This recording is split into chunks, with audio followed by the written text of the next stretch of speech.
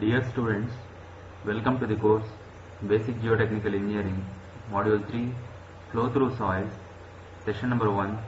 I am Raja Anwar Hussain, Assistant Professor, Government Engineering College, Raichur. So in this session, we will be seeing the importance of permeability, Darcy's law, its assumptions and validity, and coefficient of permeability determination by laboratory methods, constant head method and variable head method. Flow of water through soils, in other words permeability. For a civil engineer, its importance, why we need to study. So here natural soil deposits invariably contain water. Under certain conditions, soil water is not stationary but moves through the soil. This movement affects the soil properties significantly.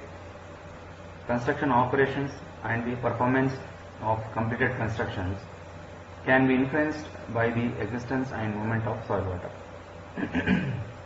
Groundwater is frequently encountered during construction operations. Movement of soil water and its effects are of considerable interest in geotechnical engineering.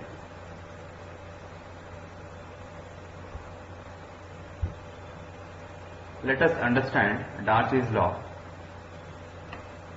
Darcy's law states that the flow occurring per unit area is directly proportional to the head causing flow and the area of cross section of the soil sample, but is inversely proportional to the length of the soil sample. Or in other words, for a laminar flow conditions in a saturated soil, the rate of flow or the discharge per unit time is directly proportional to the hydraulic gradient.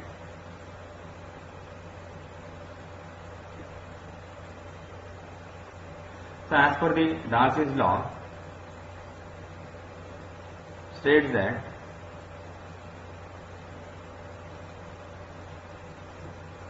Q is equal to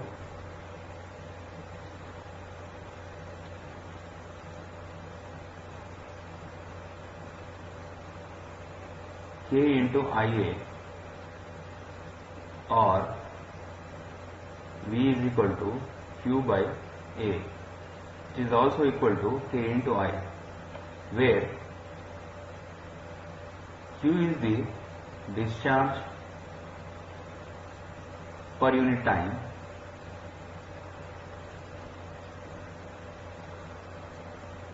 and capital A, total cross-sectional area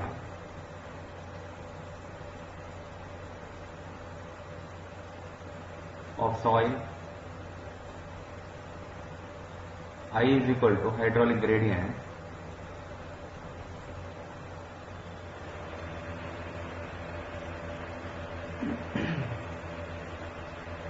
K is equal to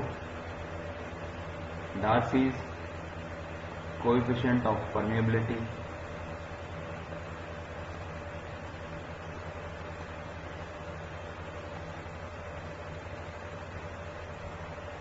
Let us understand this Darcy's law with the help of a figure.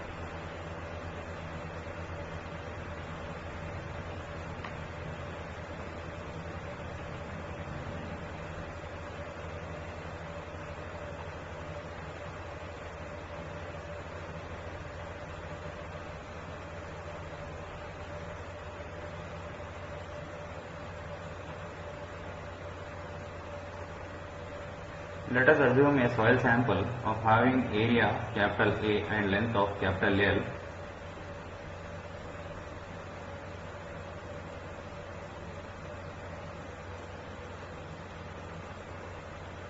When the water is passed on through this soil sample, let us assume that head H1 and H2.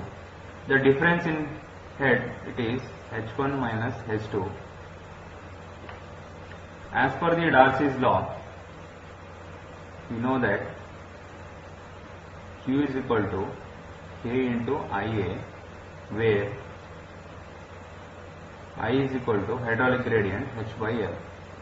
So as per the Darcy's law, from the figure can be written as K into, that is I is here hydraulic gradient, that is head loss, difference in head is H1 minus H2 divided by L into A.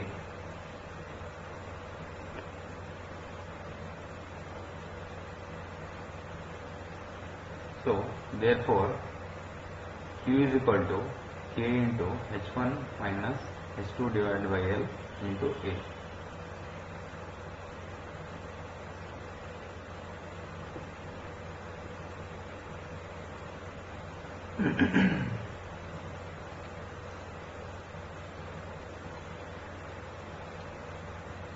Now let us see the assumptions made by the Darcy's law. Darcy's law assumes that there will be no change in the volume of voids in the soil. The soil is saturated and the quantity of flow should remain the same for the steady conditions. In case of validity, this law is strictly valid for fine grained types of soils, where velocity is equal to K into I.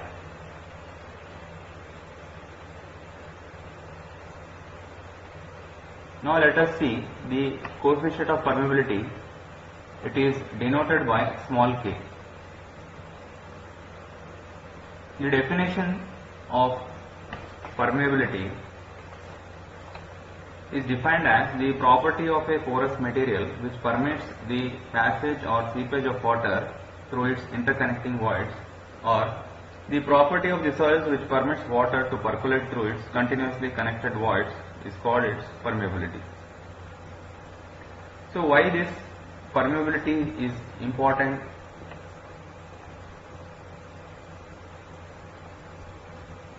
The study of seepage of water through soil is important for the following engineering problems, like determination of rate of settlement of a saturated compressible soil layer, calculation of seepage through the body of earth dams and stability of slopes, calculation of uplift pressure under hydraulic structure and their safety against piping, then groundwater flow towards wells and drainage of soils. So these were some of the important engineering problems where this coefficient of permeability is important to study.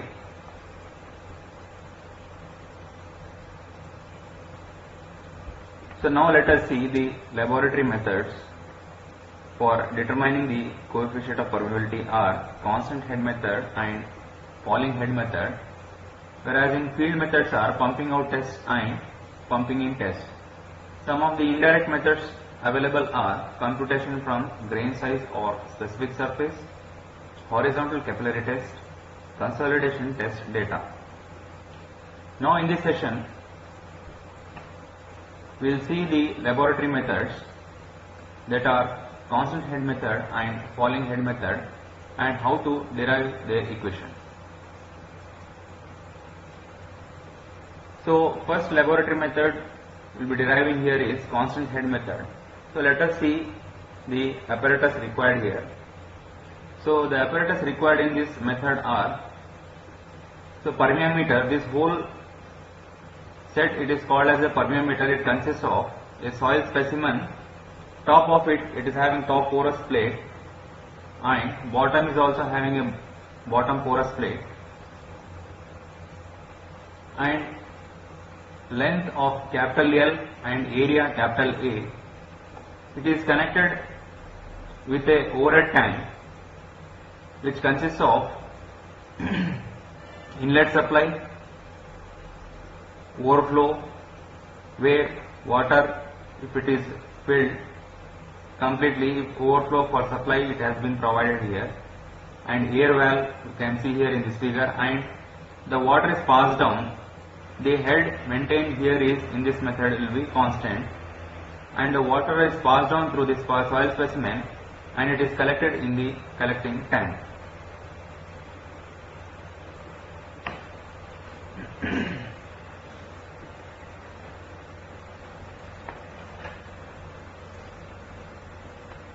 Now let us see the derivation for constant head method. As you have already seen in the previous figure, the setup, water flows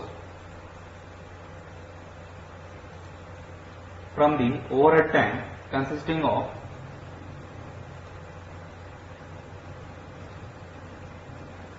three tubes: the inlet tube, the overflow tube, and the outlet tube. The constant hydraulic gradient I causing the flow is the head, small h. It is the difference in the water levels of the overhead and the bottom tank, divided by the length of the sample. If the length of the sample is large, the head loss over a length of specimen is measured by inserting a piezometric tube. Now let us understand the derivation part. If capital Q is the total quantity of flow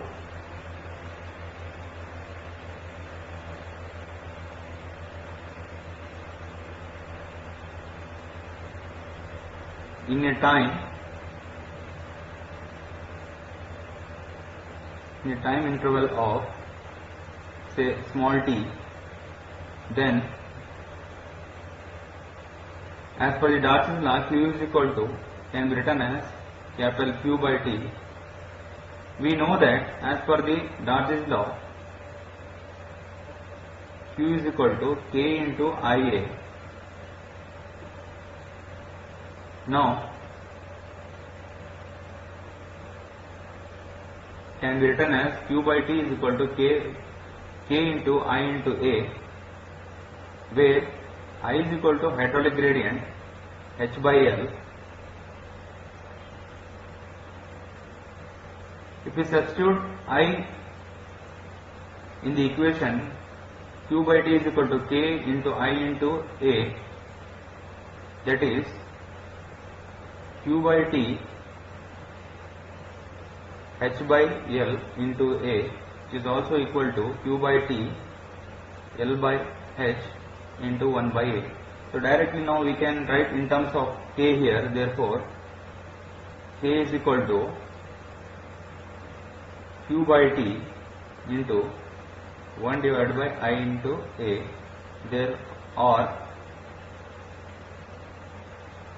K is equal to Q by T into L by H into A, where capital A is the total cross-sectional area of sample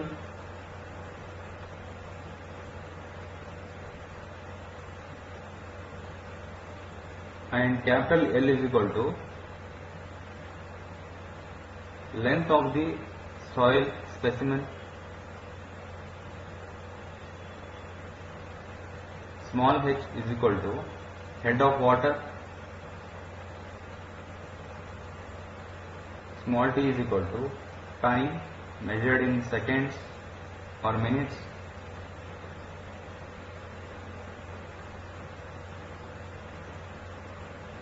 capital Q is equal to total quantity of water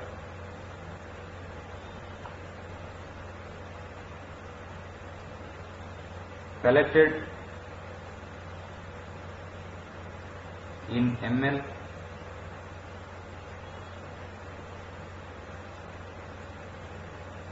So as derivation for the constant head equation is the final equation, K is equal to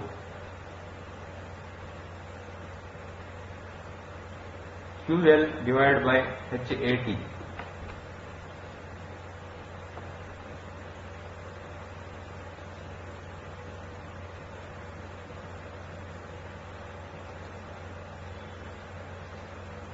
Now let us see the other laboratory method, falling head method.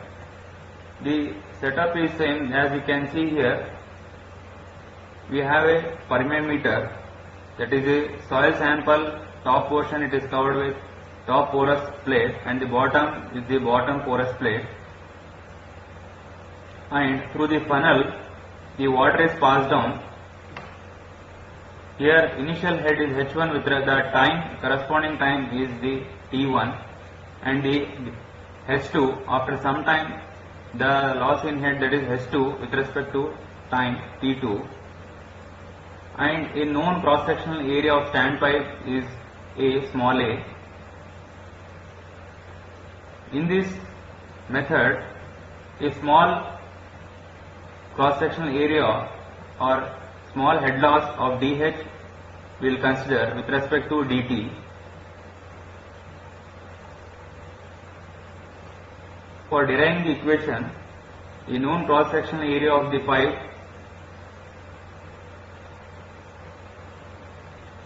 that is small a and small head loss of dH, as the water is decreasing it will be considered as minus with respect to time dt.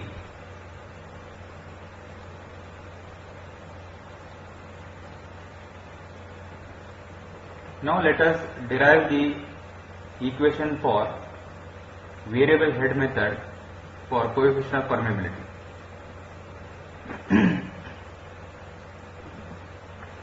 So basically this falling head test is used for relatively less permeable soils where the discharge is small. So in this setup, a standpipe of known cross sectional area small a, as I already told in the previous figure, is fitted over the permeameter and water is allowed to run down. The water level in the standpipe constantly falls as water flows.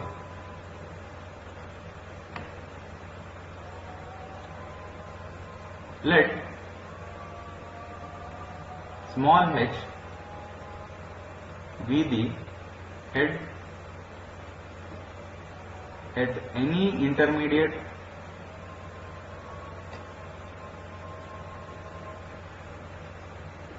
time interval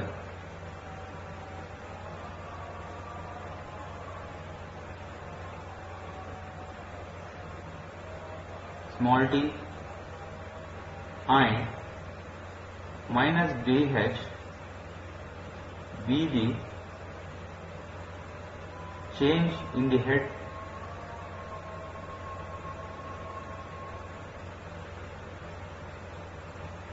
in smaller time interval dt. As here minus dH, minus sign has been used since h small h decreases as time increases. From the Darcy's law,